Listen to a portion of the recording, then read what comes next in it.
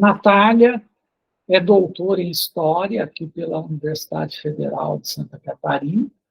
Observo que ela foi orientada pelo professor Márcio Voigt, e eu fui co-orientador do trabalho dela. Ela foi mestre pela Universidade Estadual de Maringá, onde ela atuou por longos anos e continua a atuar no Laboratório de Estudos do Tempo Presente, um laboratório que eu criei lá em Maringá, lá no início dos anos 2000. Ela é pesquisadora da Rede de Estudos de História dos Estados Unidos, do CNPq. Foi graduada em História pela Universidade Federal de Sergipe. Tá? E a Natália trabalha com temas ligados à história contemporânea, à história do tempo presente, história dos Estados Unidos e dos Estados Unidos voltados para a América Latina e as relações, portanto, entre Estados Unidos e América Latina. Natália, seja muito bem-vinda e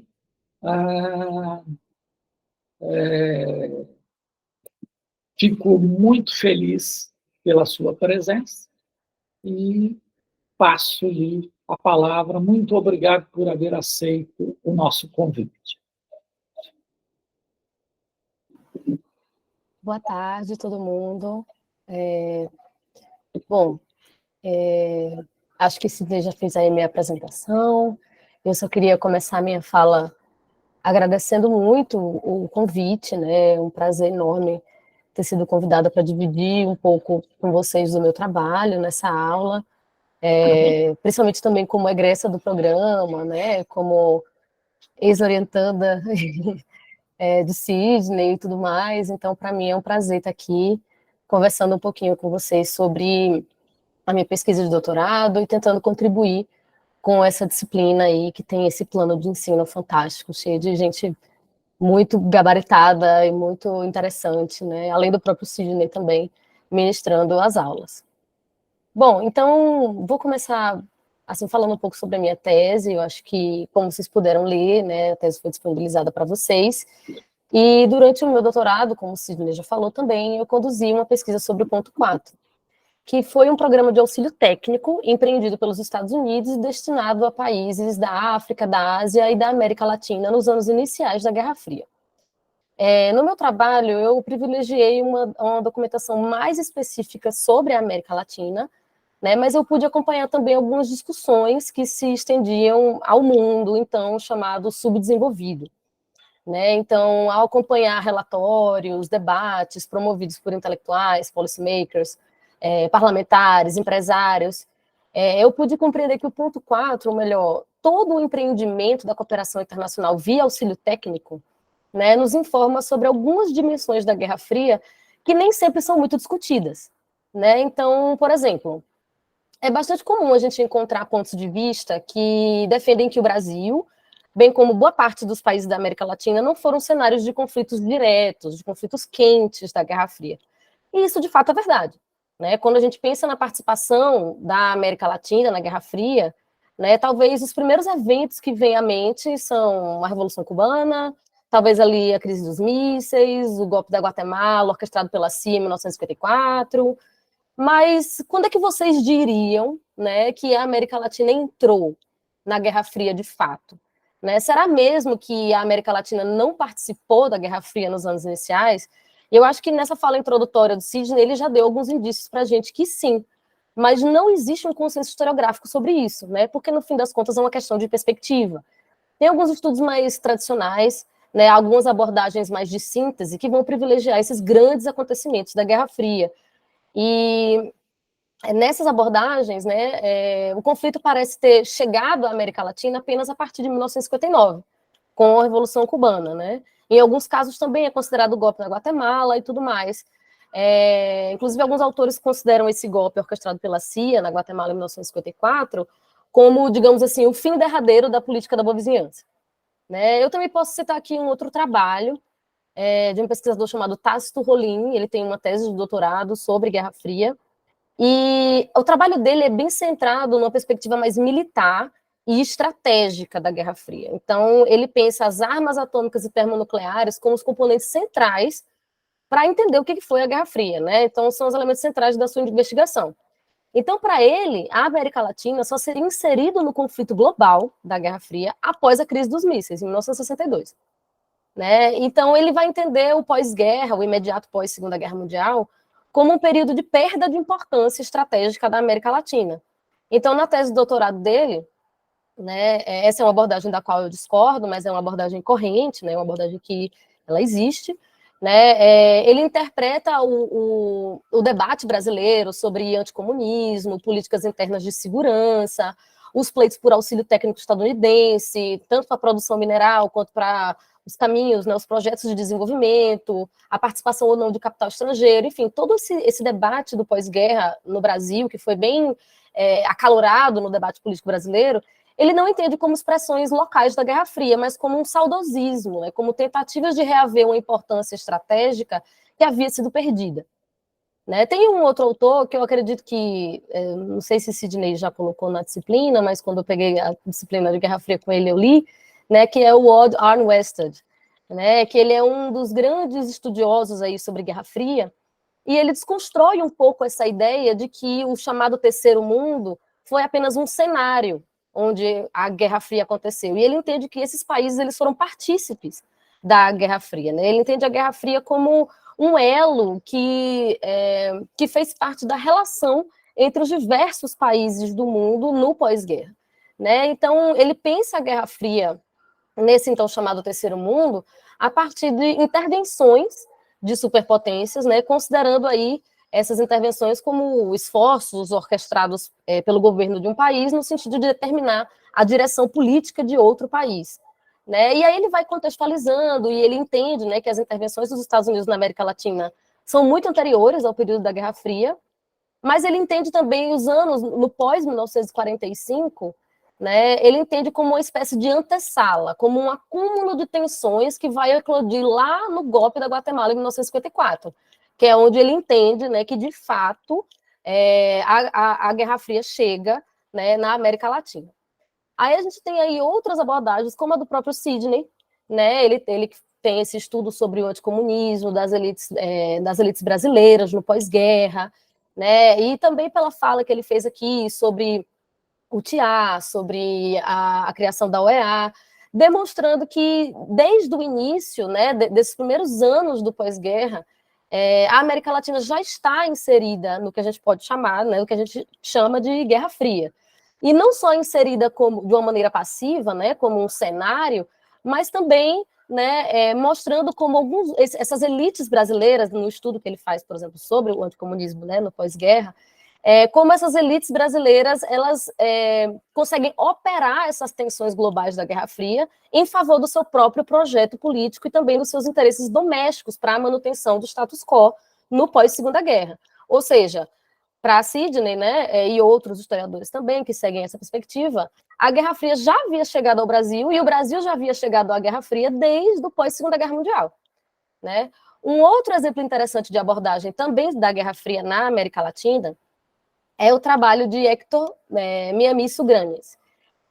Ele tem um trabalho sobre a intervenção estadunidense nas livrarias latino-americanas durante os programas Ponto 4, que é esse programa que eu estudo, né, o programa que foi lançado a partir de 1949, e a Aliança para o Progresso, que é um programa posterior, já mais lá para os anos 1960 e tal.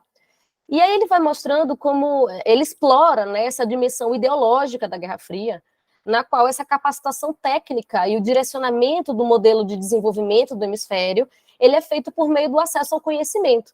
E como que isso foi entendido, né, como esforços coordenados pelo governo dos Estados Unidos, né, a partir do Ponto 4 e também da Aliança para o Progresso, né, e movidos por uma noção de segurança nacional própria da Guerra Fria, da qual o Sidney já falou um pouco aqui, né, também. Aí a gente tem outras abordagens que vão pensar a Guerra Fria na América Latina, como que são abordagens de uma perspectiva cultural, de influência mais gramsciana, né, que trata aí das relações dos Estados Unidos e América Latina a partir do ponto de vista de uma certa continuidade, né, ou seja, são autores, e aí alguns deles vocês podem encontrar num livro bem legal chamado Close Encounters of Empire, que é uma coletânea de textos, né, que eles tendem aí a diluir, digamos assim, a história da Guerra Fria em países latino-americanos num processo mais longo e plural de construção e consolidação da hegemonia estadunidense na região. Né? Então, a Guerra Fria é entendida, então, como uma expressão conjuntural, né, cujo arranjo internacional trouxe, lógico, novas justificativas, novas dinâmicas, mas as práticas seriam antigas. Né, os discursos, as disputas por poder entre países latino-americanos e entre os Estados Unidos, né, elas vão desde lá o século XIX. Se a gente for puxar aí, né, lá para o século XIX, tanto a guerra hispano-americana, se a gente for puxar também a intervenção dos Estados Unidos na Nicarágua nos anos 1930, enfim, muitas outras, né, a anexação de Porto Rico enfim, né, principalmente ali na América Central no primeiro momento, a gente entende que essa projeção de poder dos Estados Unidos para a América Latina, ela não foi novidade, né? No pós-guerra, ela pode ter sido uma novidade global, pois os Estados Unidos ascendem aí como uma grande potência, mas muito antes disso, né, esse caráter mais expansionista e de entender a América Latina como uma espécie de zona natural de influência ou de segurança para os Estados Unidos, isso não foi algo que se iniciou na Guerra Fria. Né? Então, nessa perspectiva, esses autores vão entender as políticas dos Estados Unidos para a América Latina como uma renovação mesmo da doutrina Monroe, né? Como uma atualização da doutrina Monroe. E aí, é claro, né, a gente não pode só carregar nas tintas da continuidade, né, porque, de fato, com o pós-guerra, a gente tem um sistema internacional caracterizado por outras regras, né, por regras precisas de funcionamento, os Estados Unidos muito mais capazes de fornecer recursos, de distribuir recompensas, de distribuir punições também, e grande parte também dessa atuação estadunidense como uma espécie de polícia hemisférica, né, como uma espécie de tutor dos demais países do subcontinente, ela foi ganhando também uma espécie de verniz tecnocrático. Então, tem algumas características muito específicas, né, da Guerra Fria que faz com que essa intervenção dos Estados Unidos na América Latina ela ganhe alguns contornos diferentes, mas não necessariamente seja uma grande novidade. Então, levando isso em consideração, o entendimento que a gente segue, né, que eu segui durante a tese, é de que a participação da América Latina na Guerra Fria ela não possui uma data de início, né, ou um ponto de partida que esteja ancorado em um evento político preciso. A Guerra Fria na América Latina ela teve atrelado a processos políticos, mas também econômicos, culturais, né, de longo prazo, que compõem a história das relações, a história mais ampla, né, das relações interamericanas, e a gente não pode entender assim, né, segundo eu acredito, né, a gente não pode entender a Guerra Fria como só uma transferência de uma lógica global para o hemisfério, né, porque ela tem as suas especificidades.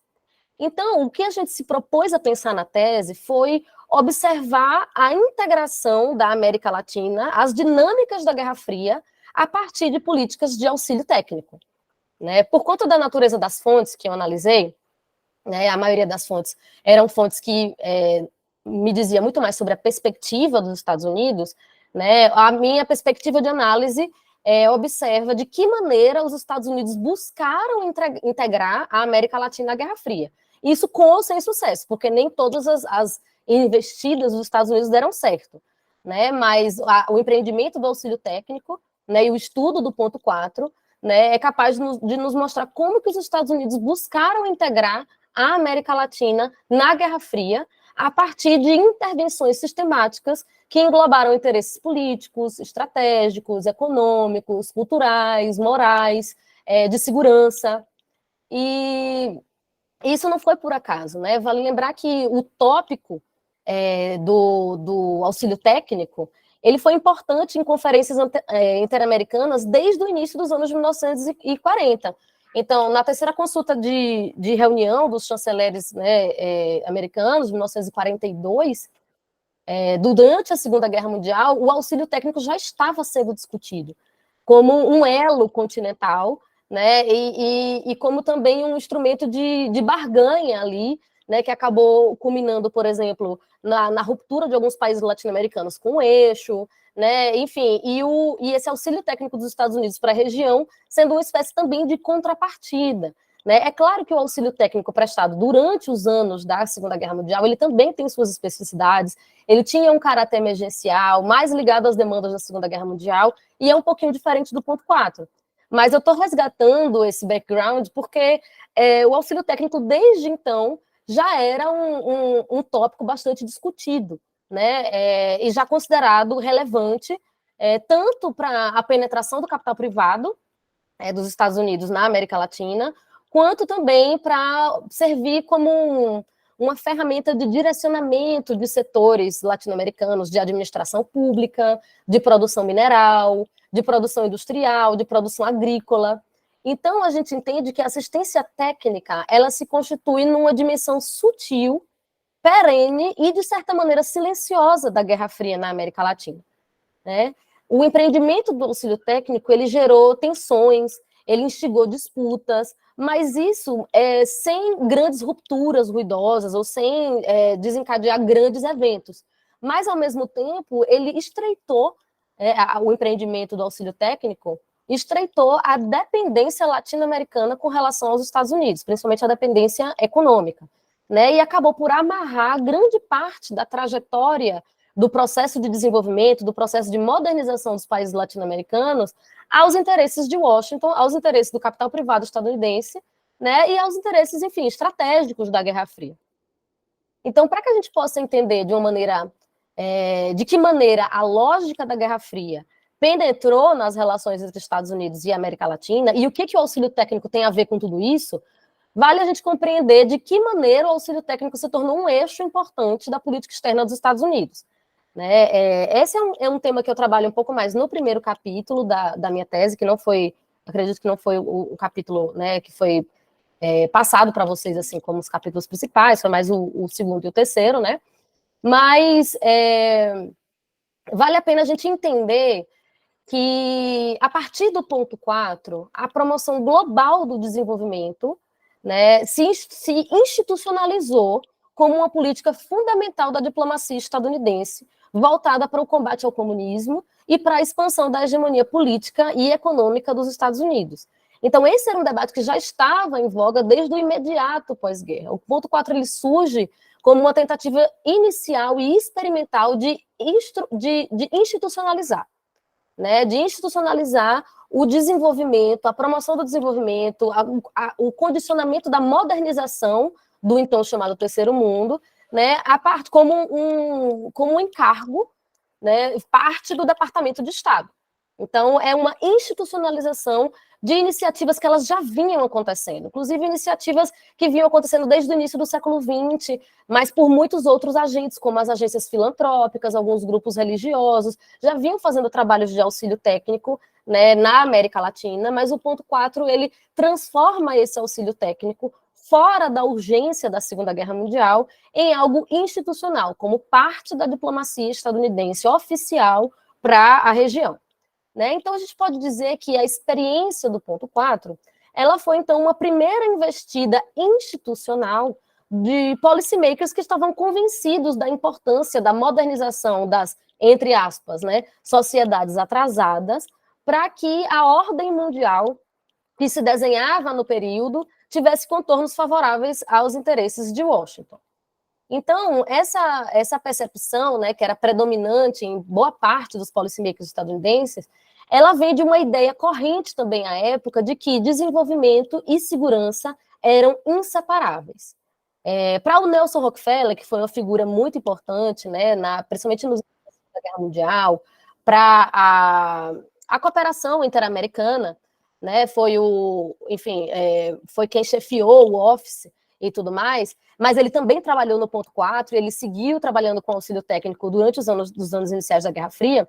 Ele entendia que, para garantir a paz mundial, era preciso promover a estabilidade e a ordem em regiões assoladas pela pobreza. Para ele, as 2 guerras mundiais que tinham acontecido tinham mostrado que a defesa militar não bastava para garantir a paz.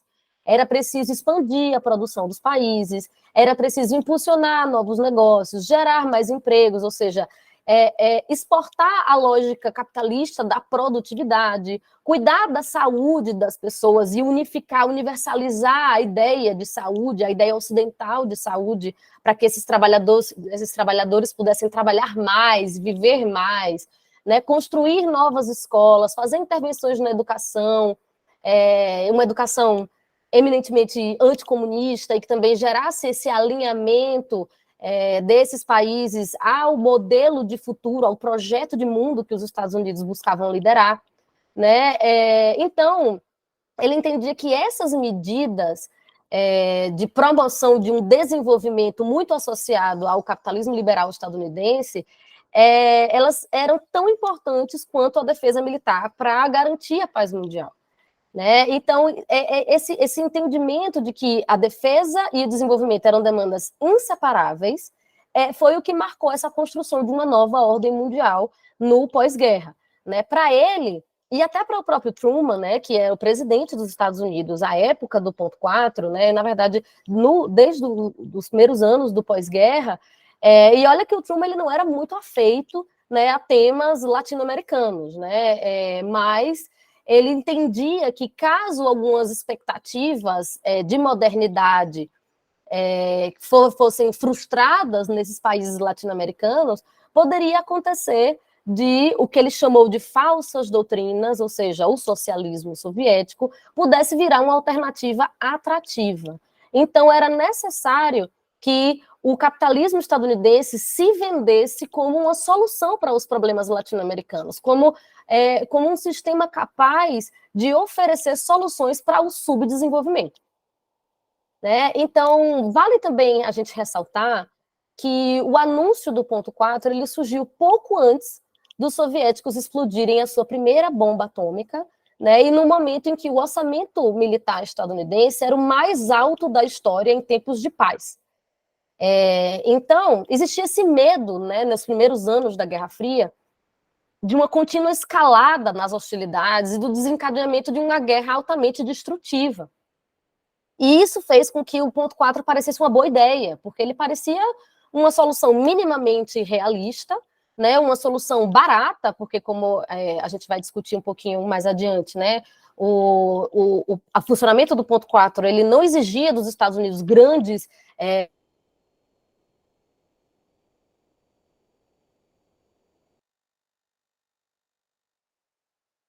pesaria no orçamento e que ela seria, digamos assim, uma alternativa menos belicosa para lidar com as tensões da Guerra Fria.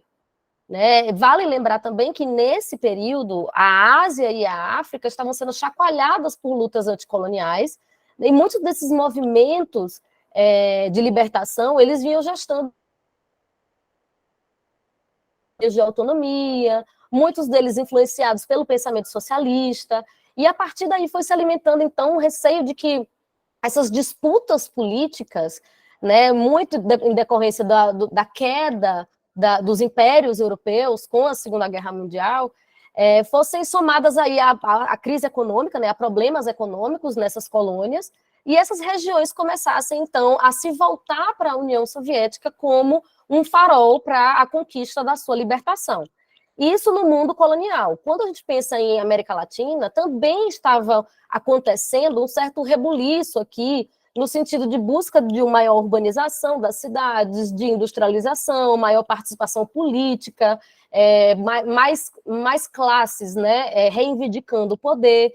Então, tudo isso também era visto pelos Estados Unidos como assim, um alerta, né, de que se aquilo não fosse cuidado, se aquilo não fosse arrefecido ou apaziguado de alguma maneira, o equilíbrio continental, né, poderia ser rompido. Então, o ponto 4 ele se apresenta como uma promessa de modernização que foi formulada para fazer um contraponto a possíveis influências comunistas nos países periféricos.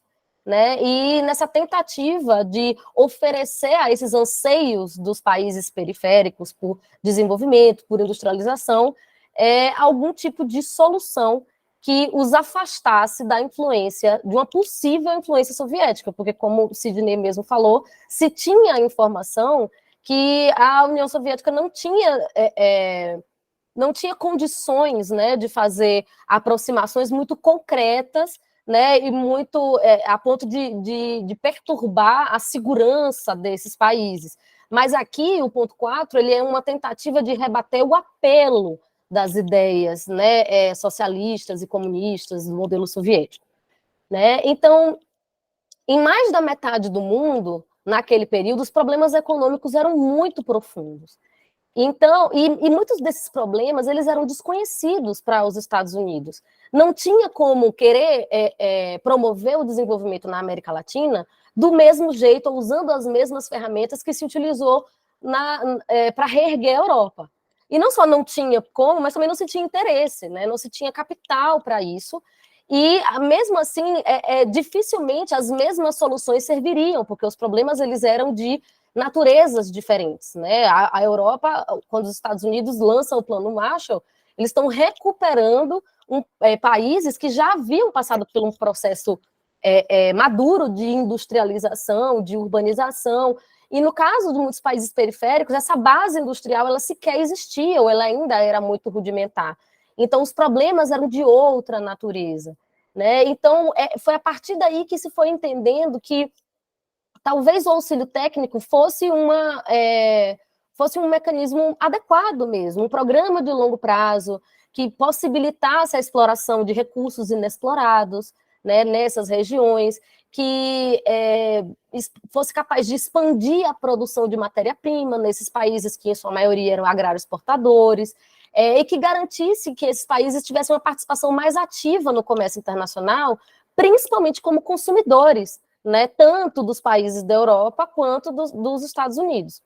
Então, na visão de muitos entusiastas, né, do ponto 4, esse caráter emergencial e essa tônica financeira do auxílio fornecido pelo Plano Marshall não dialogaria verdadeiramente com as demandas dos países periféricos, em parte por interesse, né, por no caso, falta de interesse, porque a prioridade dos Estados Unidos não estava voltada para a América Latina naquele momento, em parte também por serem problemas de outra natureza.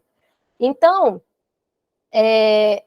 o auxílio técnico ele foi entendido como uma ferramenta para um redirecionamento estrutural de gerenciamento de recursos, né, e de gerenciamento de produção de matérias-primas, e isso tudo sob a condição desses países receptores, né, do auxílio criarem condições e um clima, né, atrativo para o capital estrangeiro. Né? Então, isso, no ponto 4, era visto como algo muito mais importante do que a ajuda material. Era a ajuda mediante o compartilhamento de know-how, o compartilhamento de conhecimento, de técnicas e de tecnologia.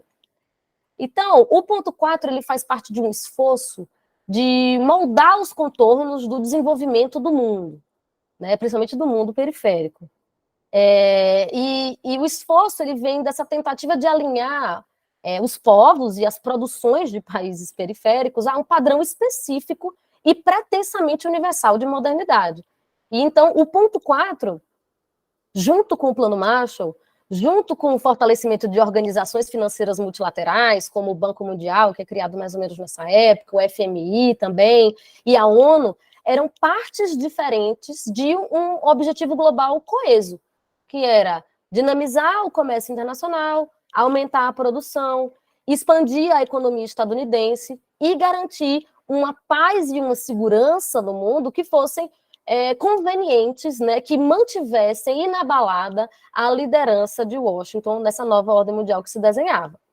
Então, existia uma intenção clara de direcionar o desenvolvimento da América Latina. O secretário de Estado de Truman, o Dean Nixon, ele não tinha dúvidas de que, né, no mundo periférico, e aí a América Latina inclusa, algumas mudanças profundas estavam por vir. Não era uma questão de se vai mudar ou se vai permanecer. A mudança ela era vista como irrefreável, né? Mas algumas questões ainda estavam sem respostas para o Dean Nixon. Ele queria entender em que direção essas mudanças iriam operar, o quão rápido essas mudanças iriam acontecer, Se essas mudanças elas seriam pacíficas ou violentas, se elas seriam construtivas ou destrutivas, ordeiras ou caóticas, se elas seguiriam o padrão soviético ou se elas seguiriam o padrão estadunidense. E é aí que os Estados Unidos precisavam intervir para direcionar essas mudanças que já estavam em curso. Porque desde o pós-guerra, né, existia esse entendimento da modernização, do desenvolvimento, como um processo quase que naturalizado, universal, pelo qual todas as nações, mais cedo ou mais tarde, passariam. Né? Essa noção bem linear da história, de progresso, no qual a Europa e os Estados Unidos partiram na frente, né? E os países periféricos eles iriam, cada um a seu tempo, passar por esse processo. Então, o ponto 4 era uma maneira de condicionar a caminhada da América Latina nesse processo, né? Condicionar, claro, de uma maneira que fosse coerente aí com os objetivos de Washington para o continente, né? Bom, então, para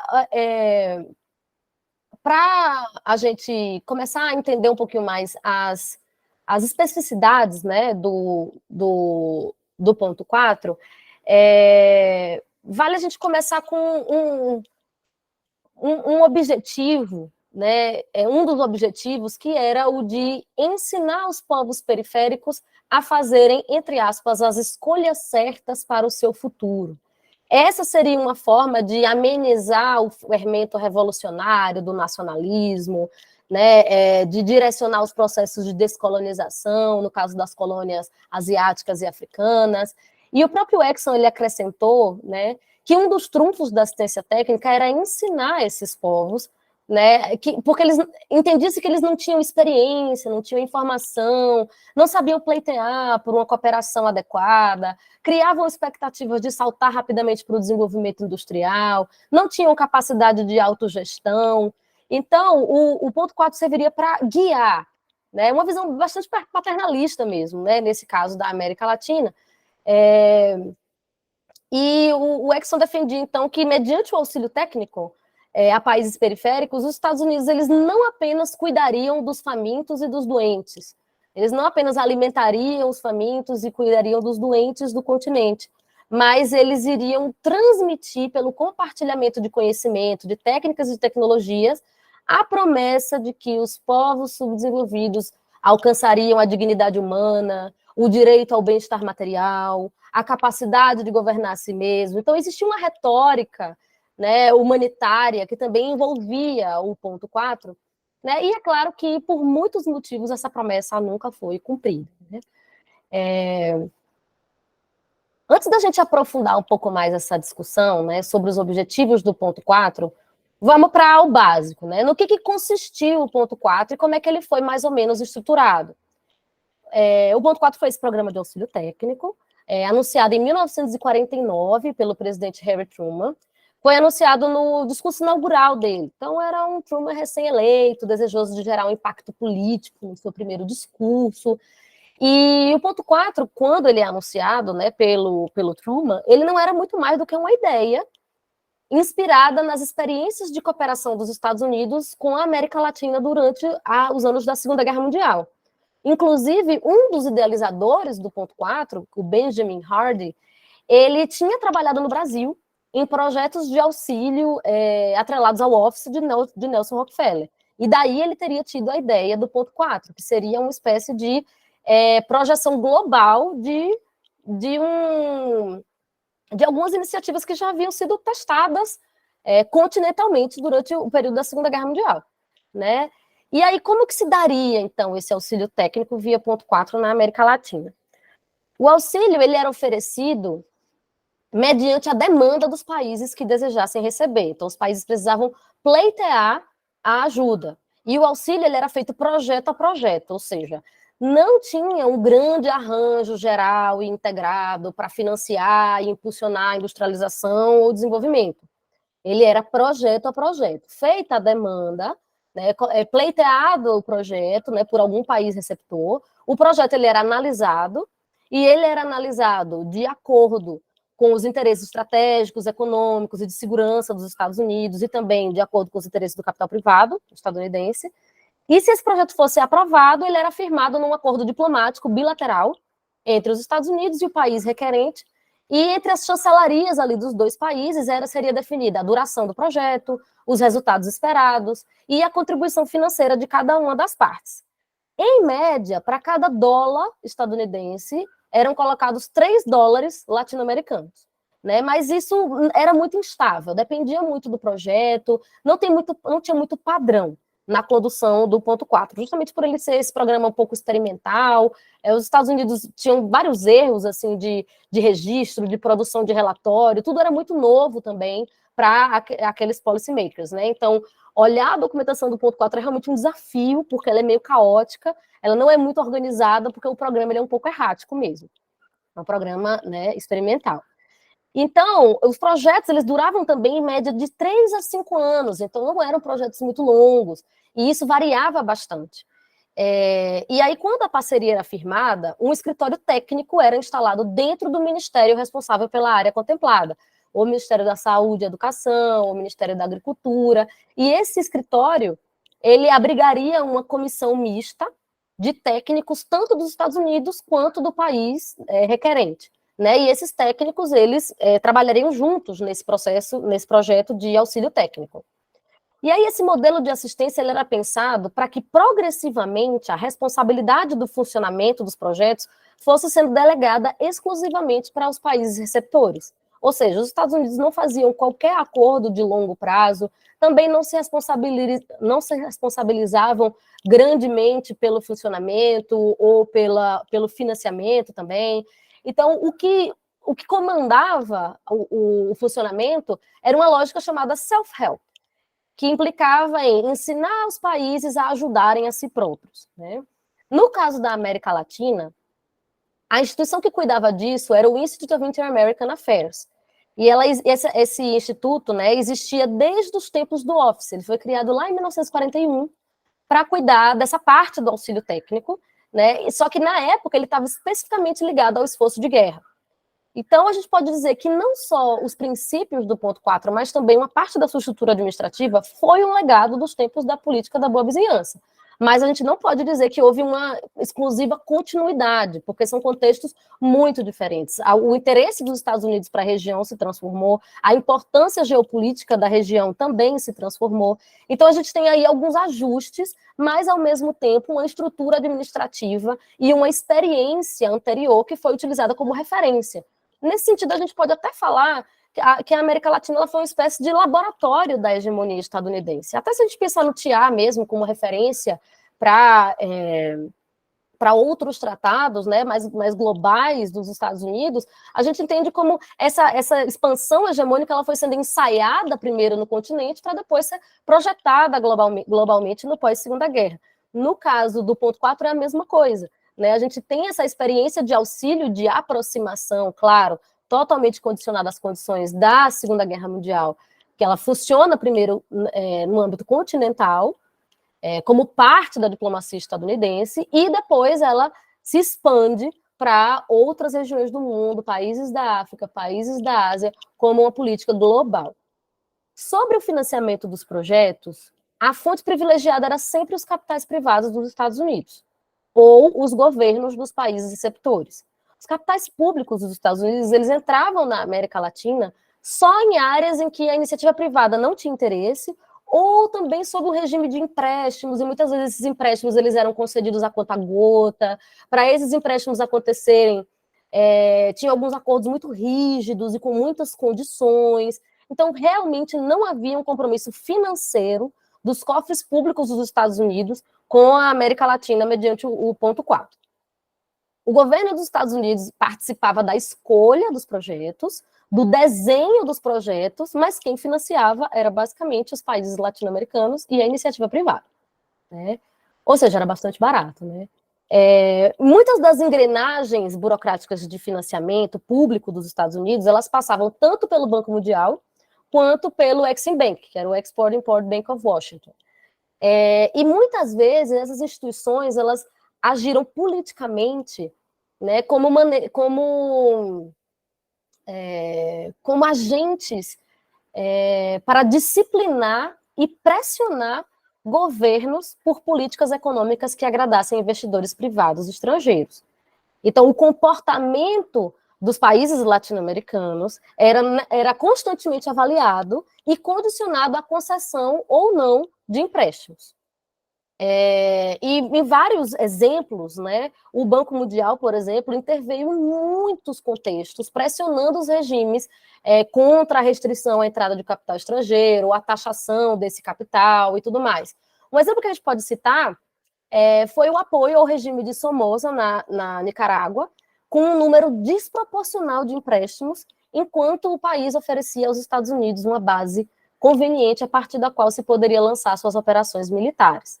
Então, existia um certo toma lá da cá estratégico em que esses empréstimos de auxílio técnico, eles acabavam servindo como uma espécie de moeda de troca ou ferramenta de pressão mesmo sobre as políticas econômicas latino-americanas. Isso aconteceu também, por exemplo, no Brasil, né, contra algumas medidas nacionalistas e protecionistas do Vargas, né, quando o Vargas resolveu taxar a remessa de lucros, ou mesmo na ocasião da criação da Petrobras. Alguns empréstimos ligados ao ponto 4, eles foram suspensos ou foram negados como uma maneira de forçar, digamos assim, ou condicionar o Vargas a voltar atrás de algumas de suas medidas. Bom, então, em toda a documentação analisada, né, durante o meu doutorado, a concessão de auxílio ela estava condicionada a essa capacidade de se criar um clima favorável e atrativo para investidores estadunidenses, para o capital privado. Também estava condicionado a esses países estarem alinhados aos princípios de liberdade, contra a ameaça subversiva do comunismo, o que muitas vezes significava uma submissão às políticas de segurança dos Estados Unidos e também aos desígnios do sistema do capitalismo liberal estadunidense. Então, a todo tempo também era enfatizado que o ponto 4 não era um programa de auxílio econômico, nem um programa de concessão de capitais.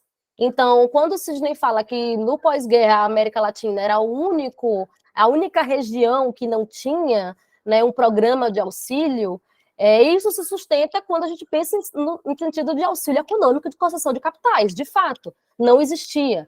Né? O auxílio do ponto 4 ele era bastante específico. Ele era amarrado o suficiente para que os Estados Unidos não se comprometessem financeiramente com o continente. Então, o foco ele recaía sempre sobre o compartilhamento de know-how, né, o impulsionamento de obras e de projetos que abrissem caminhos tanto para o investimento privado, futuro dos Estados Unidos, quanto também para um alinhamento simbólico, mental, econômico, de segurança. A ideia era condicionar formas de pensar, de investir, de priorizar, de consumir, de trabalhar, de cuidar da saúde, de cuidar da alimentação, e assim por diante. Não à toa, a maior parte dos projetos tinha um forte caráter educacional, com programas de capacitação, de treinamento, programas de intercâmbio, tanto intercâmbio profissional quanto intercâmbio de estudos, programas de ensino profissionalizante, ensino de higiene industrial, ensino na área da saúde, construção de centros de pesquisa, introdução de técnicas de cultivo agrícola, obras sanitárias e assim por diante. Né? E muitas vezes, alguns membros das elites latino-americanas eram escolhidos para esses intercâmbios, e a elas eram ensinadas alguns princípios liberais de administração pública, e a expectativa é que esses membros dessas elites voltassem e ocupassem cargos nos países da América Latina, né? No sentido de ir guiando essa administração pública. Então, era um programa realmente pensado a longo prazo, e que tinha essa natureza educacional, principalmente. E aí, quando a gente trata de auxílio técnico, então, a gente está falando aqui de construção de escola rural, oferta de treinamento técnico de profissionais da indústria e do comércio,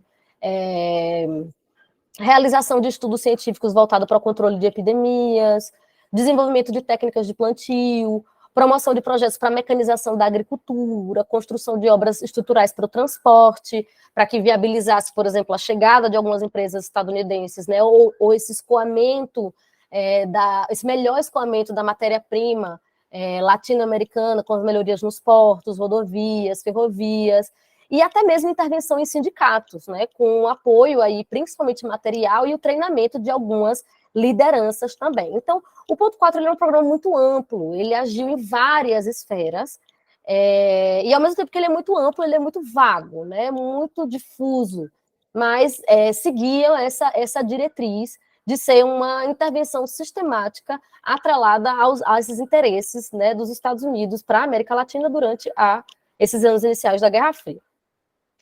Então, a gente vai partir agora, né, mais especificamente, para a forma pela qual o ponto 4 se encaixava nesses interesses estadunidenses, né? Ou como é que ele foi pensado para atender às demandas dos Estados Unidos, as demandas que eram próprias desse contexto de Guerra Fria. Então, para isso, algumas funções foram atribuídas ao ponto 4. E eu vou, né, já me encaminhando aqui para uma parte final da fala, né, elencar algumas dessas funções atribuídas ao ponto 4. O ponto 4 estava estreitamente ligado à dependência dos Estados Unidos dessas regiões, né, dessas regiões periféricas. Pelo menos 73% das demandas de matérias-primas para abastecer a produção industrial estadunidense vinha dos países então chamados de subdesenvolvidos. Então, dinamizar a produção, aumentar a produção de matéria-prima nessas regiões era interesse da indústria estadunidense. Né? E assim, o ponto 4 se conectava com esse interesse econômico dos Estados Unidos. No que diz respeito à expansão da indústria militar, tinha uma preocupação com a disponibilidade e a alta nos preços, né, de materiais estratégicos, e os Estados Unidos também são dependentes de muitos minerais. Então, viabilizar um programa, por exemplo, que impulsionasse a produção de manganês na Índia e no Brasil, ou a produção de cromo em Cuba, ou de cobre no Chile, no México, era de suma importância. Existia esse medo de que, de alguma maneira, esses países, buscando crescimento econômico, buscando seu desenvolvimento econômico, começassem a comercializar com países do outro lado da cortina de ferro e a fornecer esses materiais. Então, o ponto 4 era também uma forma de auxiliar no processo de exploração desses recursos e, em troca, né, conseguir algumas vantagens nessa importação desses recursos. Aumentar a produção, né, nos países periféricos fazia também parte de um plano mais amplo de salvar a Europa. Como isso, né? A Europa também era dependente da capacidade produtiva dos países periféricos. De acordo com a Economic Cooperation Administration, que é um órgão que coordenava o Plano Marshall, 65% das importações da Europa Ocidental vinham de países então chamados de subdesenvolvidos. Então, o aumento de produção de matérias-primas dos países periféricos tornaria eles potenciais fornecedores para as próprias demandas de reconstrução da Europa. E era do interesse dos Estados Unidos desonerar dessa responsabilidade também de oferecer todo o seu excedente a baixos preços para a Europa, como vinha sendo feito, né, desde as primeiras iniciativas aí de reconstrução. Né? Então, ter outros fornecedores de matéria-prima para a Europa era interessante para os Estados Unidos. Além disso, com esses outros fornecedores, né, exportando a sua matéria-prima para a Europa, esses fornecedores teriam reservas de dólares e, por isso, também se tornariam melhores consumidores dos Estados Unidos, né, melhores importadores dos produtos estadunidenses. Então, tinha toda uma cadeia de participação no comércio internacional, a partir da qual o auxílio técnico era visto como benéfico para fazer esse comércio internacional fluir. Uma outra função atribuída ao ponto 4 era a de frear o apelo do comunismo e dos nacionalismos nas regiões, né? No caso da América Latina, na América Latina. Eu já falei um pouco aqui, né, que a modernização ela era vista como esse processo irresistível e universal. Tinha um caminho só, né, para a verdadeira modernização. Então, prometer desenvolvimento era uma forma de falar com esse terceiro mundo, de atrair, de conduzir os seus caminhos de desenvolvimento. Nesses termos, o fracasso em convencer países periféricos das benesses do liberalismo e do capitalismo internacional era visto como uma vitória de Stalin. Então, vender a forma, né, capitalista de desenvolvimento era uma questão também de segurança. Com o lançamento do ponto 4, essa associação entre pobreza e conversão do comunismo, e isso já vinha sendo discutido desde o imediato fim da Segunda Guerra Mundial, foi largamente difundida entre observadores e oficiais dos Estados Unidos. Então, entendia-se que era preciso alimentar povos miseráveis para matar o comunismo de fome, pois entendia-se que o comunismo era uma escolha daqueles que não eram bem informados o suficiente, daqueles que estavam em condições de miséria. Então, era preciso acabar com a miséria para que esses povos pudessem escolher o bloco capitalista, né? Pudessem colaborar com o bloco capitalista. Além disso, né, o Robert Bayer, que foi um ex-assessor de assuntos latino-americanos do Departamento de Estado, ele entendia que a cooperação técnica, para além dos seus ganhos econômicos e estratégicos, era uma forma de construir uma relação mais amigável com a América Latina e enfraquecer acusações de imperialismo, né, acusações de atuação imperialista de Washington. Demonstrar a eficácia do sistema estadunidense, projetar o sistema de livre iniciativa na região, né, o trabalho nessas comissões mistas, esses técnicos e experts que vinham para a América Latina e vinham com essas posturas amigáveis, no sentido de desmobilizar discursos que demonizavam os estadunidenses como imperialistas, exploradores. Então, existia essa antiga vontade, né, de intervir, ajustar processos latino-americanos aos interesses dos Estados Unidos, mas agora ele começa a se atualizar para essa disputa conjuntural com a União Soviética, né? Então, o temor dos Estados Unidos com relação à América Latina foi atualizado, né? Eram esses nacionalistas ou socialistas ou grupos de esquerda ou grupos reformistas que rapidamente eram vistos como grupos vulneráveis aí ou facilmente seduzidos pelo socialismo soviético. Então, por meio do auxílio técnico, o que os Estados Unidos queriam apresentar para a América Latina era um capitalismo com um invólucro aparentemente menos selvagem, mais amistoso, né, como uma alternativa viável e eficiente ao socialismo soviético. Além disso, né, como o Sidney falou também, existia a necessidade de sanar essa frustração latino-americana do pós-guerra. Né, os países que reivindicavam terem sido abandonados ou não terem sido recompensados o suficiente pelo esforço de guerra, né, estavam também mais propensos a esses discursos sobre atitudes imperialistas dos Estados Unidos, ou, enfim, buscar caminhos de autonomia, discursos mais nacionalistas. Então, era preciso dar algo para esses grupos. O que foi dado não foi o auxílio econômico que foi pleiteado, mas era preciso fazer alguns gestos, né, alguns gestos simbólicos, alguns gestos de aproximação e de cooperação, também nessa tentativa de se sobrepor a essa frustração latino-americana, né, que acabou aí colocando os planos de desenvolvimento dos seus aliados à própria sorte. Então, se existia essa exportação de uma imagem de estadunidenses diligentes, benevolentes, cientificamente embasados, parceiros, empreendedores, que era basicamente a imagem do Nelson Rockefeller, né? E essa era uma estratégia que até mesmo Harry Truman começou a considerar, né, como uma estratégia importante. E alguns relatórios de segurança internacional falavam de segurança nacional dos Estados Unidos, né, feitos pelo Conselho de Segurança Nacional, eles relatavam esses gestos, como, por exemplo, a viagem do irmão do Eisenhower, né, nos anos de 1950, para a América Latina, para conhecer os problemas latino-americanos.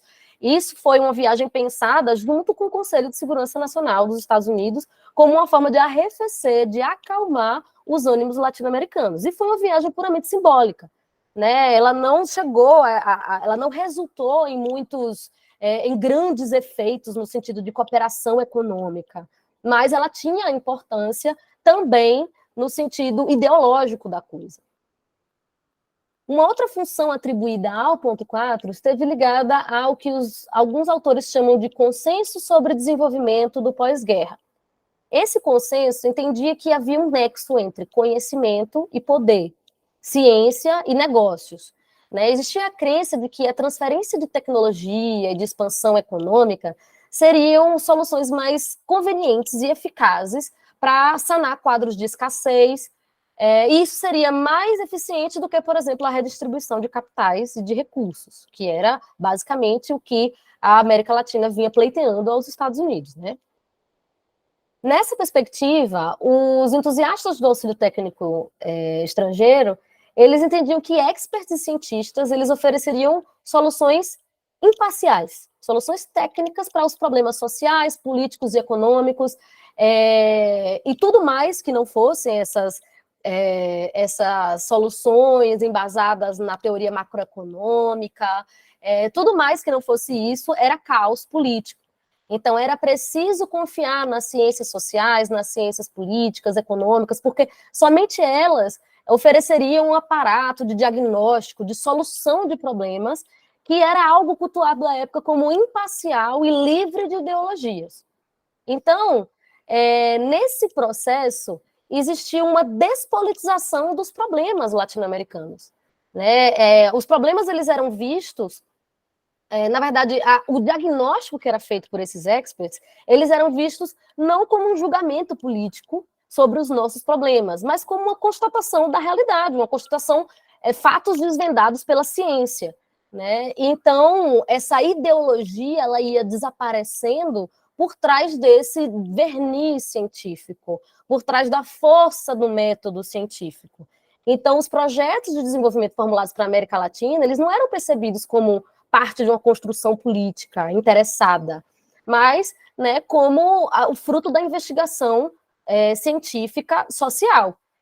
E quaisquer outras alternativas ao que era proposto era visto como uma visão imatura, uma visão baseada na ignorância, baseada no ressentimento, era rapidamente desqualificado tudo aquilo que contradissesse esse discurso tecnocrático. Inclusive, né, estudando até mesmo sobre a própria instituição, né, as instituições responsáveis pela política externa estadunidense, a gente vê como, a partir dessa época, começa a haver um inchaço, tanto de secretarias dentro dos departamentos, quanto de escritórios, e a incorporação de muitos desses intelectuais também. Né? É algo que começa no ponto 4, na Aliança para o Progresso a gente tem uma participação muito maior desses intelectuais, né, dando essa legitimidade para esse processo de auxílio técnico, para o diagnóstico de problemas, para a proposição de soluções, né? Então, muitas das ciências sociais, elas estiveram a serviço desse projeto, né? Desse projeto de expansão da hegemonia estadunidense. E aí, essa credibilidade, né, ela se opunha a qualquer outra narrativa que era considerada como radical, ou alternativas que atrasariam o processo de modernização. Isso é fruto de nostalgia, aparecia nos relatórios. Isso é fruto de ignorância, isso é fruto de emoção. E assim, né, vários preconceitos, né, iam sendo naturalizados dentro de um linguajar científico. Tem um autor chamado Ricardo Salvatore, que ele fala em um conceito chamado de Imperial Knowledge. Esse Imperial Knowledge seria um conhecimento científico, né, de matrizes disciplinares, que seria aplicado extraterritorialmente para dar suporte a projetos de poder de um centro hegemônico. Então, se a gente olha aqui para o nosso contexto, né, esse Imperial Knowledge seria produzido por esses intelectuais dos Estados Unidos, né, e que eles pressupunham ter esse poder de interpretar, generalizar, categorizar, construir a alteridade, identificar os problemas, elaborar soluções, fazer circular o conhecimento do centro, que seria os Estados Unidos, para as periferias, que seria a América Latina. Então, ia se construindo um sistema assimétrico de produção de conhecimento, e nesse sistema, a informação ela se tornava um campo virtual de dominação, sem precisar de conquista territorial, sem precisar de agressão, mas apenas pelo domínio da expertise. Então, é nesse sentido que esses técnicos, experts, que o auxílio técnico, ele se torna um instrumento mesmo da Guerra Fria. Na própria documentação dos órgãos ligados ao ponto 4, né, esses técnicos e experts, eles eram vistos como diplomatas informais. né, que despertariam a boa vontade entre os povos. Então, se prezava muito que esses expats eles fossem simpáticos, porque eles eram a cara de Washington para as pessoas da América Latina. Mas, ao mesmo tempo, eles também eram considerados coletores de dados. Eles eram também elaboradores de diagnósticos, observadores, desbravadores de novas possibilidades de investimento. Então, quando a gente olha para a Guerra Fria a partir do auxílio técnico, a gente também consegue ver uma multiplicidade, uma pluralidade de agências, né? Não só aqueles mais diretamente ligados à condução da política externa, mas mesmo os engenheiros que vinham para cá, as enfermeiras, os médicos, os professores que vieram, né? Os sanitaristas. Então, todos eles desempenhando essas funções diversas, tanto no sentido de produzirem conhecimento sobre a América Latina, de aplicarem algumas teorias aqui e de também, né, amaciarem, digamos assim, um pouco as relações. E aí, no final da tese, eu trago aí alguns exemplos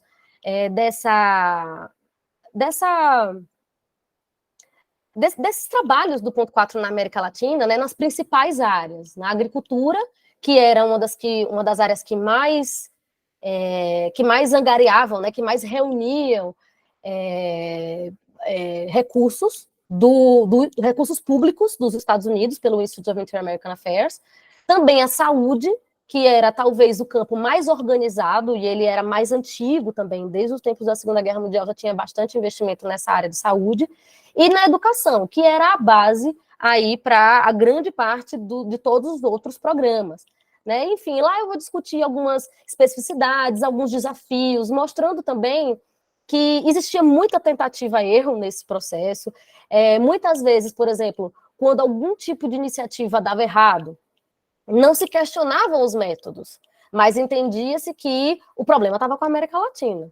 O problema é porque as pessoas não estavam colaborando. O problema é porque a natureza aqui é instável, o clima é instável. Então, muitas vezes, né, ao longo dos anos do ponto 4, eles iam se esbarrando nos mesmos problemas nos relatórios, sem achar muita resolução, porque não se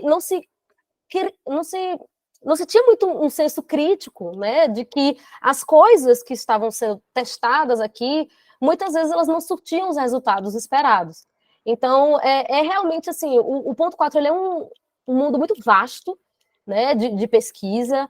É complicado, porque as fontes elas são muito difusas, né? Porque, inclusive, o nome ponto 4 ele aparece só até determinado ponto, depois é chamado só de auxílio técnico, de cooperação técnica.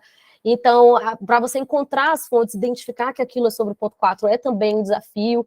Mas, assim, eu terminei a tese, né, pensando que, torcendo muito para que outras pessoas viessem pesquisar sobre isso, porque tem muita coisa a ser explorada. Tem muitos elementos importantes para a gente entender essa participação da América Latina na Guerra Fria, a partir de algumas dimensões que são um pouco mais silenciosas, são um pouco mais sorrateiras, são um pouco mais sutis, né? E, bom, eu prefiro, né, encerrar a fala por aqui, para que a gente tenha um bom tempo aí para as perguntas, para me colocar à disposição de vocês, caso vocês tenham algum tipo de dúvida. A minha intenção aqui era realmente fazer esse apanhado, assim, do ponto 4, tendo em vista de que maneira o ponto 4 nos ajuda a pensar a participação da América Latina na Guerra Fria, né, tentando entrar aqui no tema da disciplina e da aula e tudo mais, mas estou aberta aí para comentários, para dúvidas, perguntas de qualquer natureza dentro da tese, e é isso. Queria agradecer a todo mundo. Obrigada, Sidney, pelo convite, obrigada a todo mundo que me ouviu até aqui, e é isso, estou aqui aberta para os comentários e as perguntas de vocês.